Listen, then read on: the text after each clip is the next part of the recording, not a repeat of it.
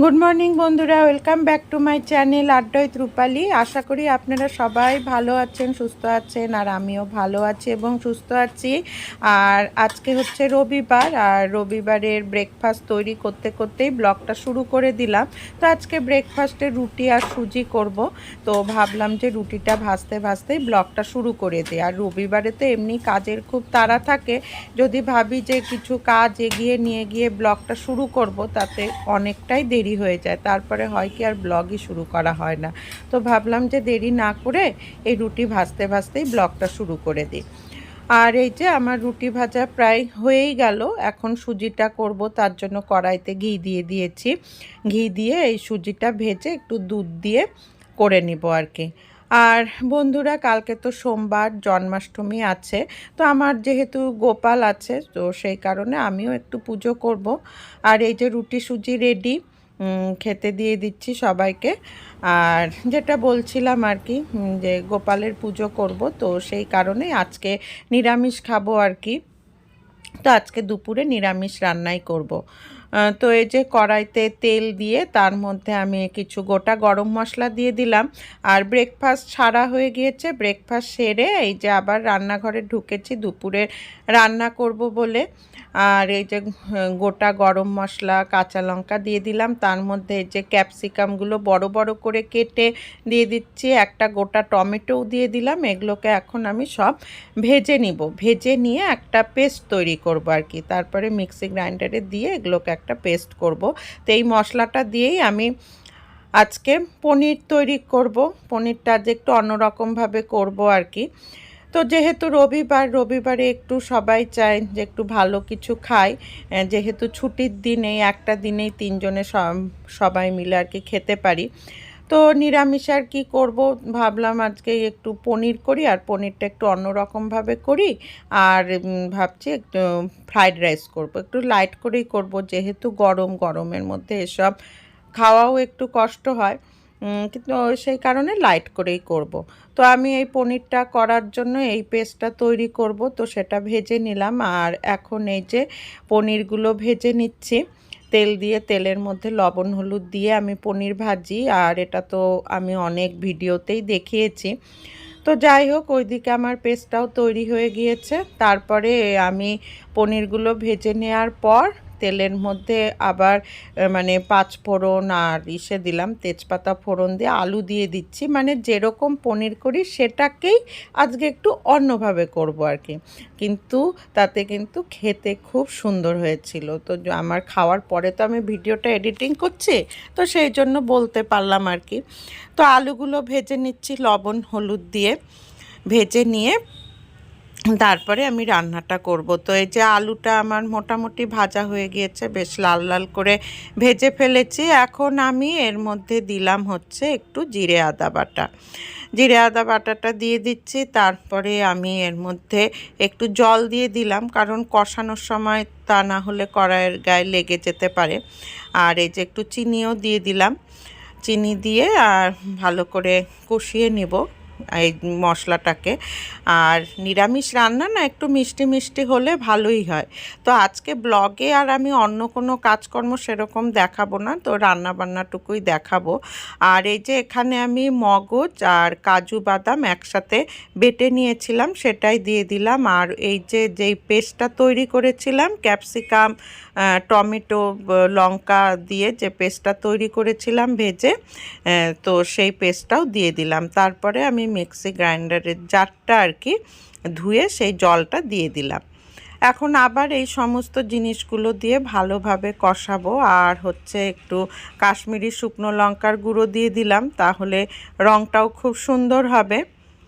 আর এই যে দেখুন, খুব সুন্দর গ্রেভিটাও হয়, খেতেও খুব ভালো লাগে, আর মিষ্টি মিষ্টি হয়। ফ্রাইড রাইস পোলাওর সাথে খুব ভালো লাগে। আর এছাড়াও পরোটা, রুটি, লুচি এগুলোর সাথেও কিন্তু খুব ভালো যায় এইভাবে পনির রান্না করলে। দেখুন, দেখেই মনে হচ্ছে খুব সুন্দর হয়েছে খেতে। আর এই যে আমি একটু গরম জল দিয়ে দিলাম। যে কোনো রান্নায় যদি গরম জল দেওয়া হয় তাহলে কিন্তু রান্নার স্বাদ অনেক গুণই বেড়ে যায়। আর এই যে আমার পনিরটা মোটামুটি রেডি। শেষে একটু শাহি গরম মশলা আর ঘি দিয়ে নাড়াচাড়া করে আমি তরকারিটা নামিয়ে নিব। তো আমার পনির কমপ্লিট। পনির রান্না করতে বেশি সময় লাগে না, খুব তাড়াতাড়ি হয়ে যায়। তো পনির কমপ্লিট হয়ে গেল, আর এখন ফ্রাইড রাইসটা করব। আর এই সমস্ত রান্না করতে বেশি সময় লাগে না, ফটাফটি হয়ে যায়। তারপরে তো ঘরের কাজ মোটামুটি সব হয়ে গিয়েছে, শুধু ঘর মোছাটা বাকি। আর এই যে ফ্রাইড রাইসের ভাতটা করে রেখেছিলাম, এর মধ্যে লবণ চিনি দিলাম, আর দিলাম হচ্ছে একটু গোলমরিচের গুঁড়ো। এই সমস্ত জিনিস দিয়ে আমি ভালো করে ভাতটাকে নেড়েচেড়ে নিচ্ছি। তাতে হয় কি, এই জিনিসগুলো ভালো মতো ভাতের সাথে মিশে যায়। ইচ্ছা করলে এই স্টেজেই আর কি গরম মশলার গুঁড়োও দেওয়া যায়, কিন্তু আমি এডিটিং করতে গিয়ে দেখছি যে আমি এখানে গরম মশলার গুঁড়োটা দিতে ভুলে গিয়েছিলাম। আমি পরেই দিয়েছি গরম মশলার গুঁড়োটা। আর এই যে এখন আমি ফ্রাইড রাইসের সবজিগুলো ভেজে নিচ্ছি। তো প্রথমে আমি বটবটিটা ভাজছি। আর ফ্রাইড রাইসের সবজিগুলো ভাজার সময় না একটু আঁচটা কম রাখতে হয়, তাহলে হয় কি সবজির কালারগুলো নষ্ট হয় না। আর বেশি মানে সবজিটা গলিয়েও ভাজতে নেই, কারণ এটা চাইনিজ রান্না, তো চাইনিজ রান্নাতে কিন্তু সবজি বেশি মানে গলে যায় না, বেশ একটু ক্রাঞ্চি ক্রাঞ্চি থাকে। আর এই যে এখন আমি গাজরটাও ভেজে নিচ্ছি, গাজরটাও নাড়াচাড়া করে নিলাম, করে মানে একটু নরম নরম হয়েছে তখনই উঠিয়ে নিচ্ছি। দেখুন কালারগুলো কিন্তু আমার কোনো সবজিরই নষ্ট হয়নি। তারপরে এই যে ক্যাপসিকামগুলোও ভেজে নিচ্ছি। আর সবজিগুলো আজকে আমি বেশ লম্বা লম্বা করে কেটেছি, এতে দেখতে কিন্তু খুব সুন্দর লাগে। আর যদি সবজিগুলো একদম বেশি ভাজা হয়ে যায়, বেশি সেদ্ধ হয়ে যায়, তাহলে নেতিয়ে যায় সবজিগুলো ফ্রাইড রাইসের মধ্যে বোঝাই যায় না। তো এই কারণে একটু কম ভাজতে লাগবে, শুধু সামান্য একটু সেদ্ধ হলেই হয়ে যায়। তারপরে আমি ওই তেলের মধ্যেই একটু ঘি দিলাম, গোটা গরম মশলা তেজপাতা ফোড়ন দিয়ে নিলাম। যেহেতু গরম, এই কারণে তেল আর ঘি মিশিয়েই করছি, পুরোটা ঘিতে করছি না। তারপরে এই যে ভাতটা দিয়ে দিলাম, যে ভাতটার মধ্যে সব কিছু মেশানো ছিল সেটা। আর ভাতটা যখন করেছি তখনও আমি ওর মধ্যে গোটা গরম মশলা ঘি দিয়েই ভাতটা করেছি, মানে ভাতের জলের মধ্যেই আমি এগুলো দিয়ে দিয়েছিলাম। আর এই যে ভাতটা দিলাম, তার সাথে সমস্ত সবজিগুলোও দিলাম যেগুলো ভেজে রেখেছিলাম, আর কাজু কিশমিশ দিয়ে দিলাম। সমস্ত কিছু দিয়ে নাড়াচাড়া করে নেব, তাহলেই তো fried rice ready. Fried rice তো বানাতে আর সময় লাগে না। তো আমি চটজলদি কিভাবে ফ্রাইড রাইস করি সেটাই আপনাদের সাথে শেয়ার করলাম। আর এই যে আমার ফ্রাইড রাইস মোটামুটি রেডি। আর নামানোর আগে একটু গরম মশলার গুঁড়ো দিলাম, আর একটু ঘি দিব, দিয়ে নামিয়ে নেব। আর এই যে কিছু টুটি ফুটি দিয়ে দিলাম লাল রঙের, এটা অপশনাল, দিলেও হয় না দিলেও হয়। আসলে কি খাবারটা যাতে ফ্রাইড রাইসটা খুব কালারফুল হয় সেই জন্যই দিই। আমি চেরি দিই, কিন্তু চেরি নেই ঘরে, তো ভাবলাম টুটি ফুটি আছে, তাও পরিমাণে কম হয়ে গেল, আর একটু হলে ভালো হতো, দিয়ে দিয়েছি। ভাবলাম সবুজ কমলা সমস্ত কিছু থাকবে, তার মধ্যে যদি ফাঁকে ফাঁকে একটু লাল রঙটা দেখা যায় ভালো লাগবে। আর এই যে আমার ফ্রাইড রাইস রেডি, আর পনিরও রেডি। আর এই যে ফ্রাইড রাইস আর পনির দুটোই রেডি। আর খাওয়ার আগে কুমড়ার বড়া করব, ওই দিয়েই খাওয়া হবে। তো এই যে খাওয়ার রেডি, কুমড়ার বড়া করে নিয়েছি, ফ্রাইড রাইস আর পনির। তো খেতে বেশ ভালোই লেগেছিল, সবাই খুব মজা করেই খেয়েছে। আর সেই সাথেই আজকের ব্লগটাও শেষ করছি।